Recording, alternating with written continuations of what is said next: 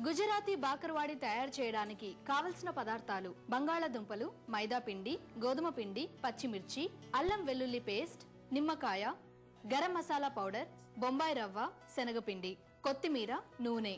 గుజరాతీ బాకర్వాడి తయారు చేసుకునే విధానం. ముందుగా ఒక బౌల్లో 2 ఉడికించిన బంగాళాదుంపల్ని మెత్తగా మ్యాష్ చేసుకుని పావు టీ స్పూన్ ఉప్పు, అర టీ స్పూన్ అల్లం వెల్లుల్లి పేస్ట్, అర teaspoon garam masala powder, 1 teaspoon పచ్చిమిర్చి పేస్ట్, కొంచెం కొత్తిమీర, 1 నిమ్మకాయ రసం, 2 టీ స్పూన్ల శనగపిండి వేసి బాగా కలుపుకోవాలి.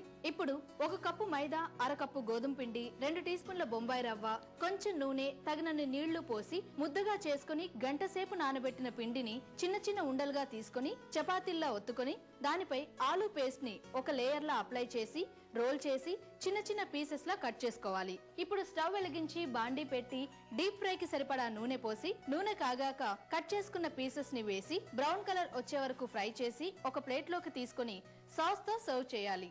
అంతే, గుజరాతీ బాకర్వాడి రెడీ.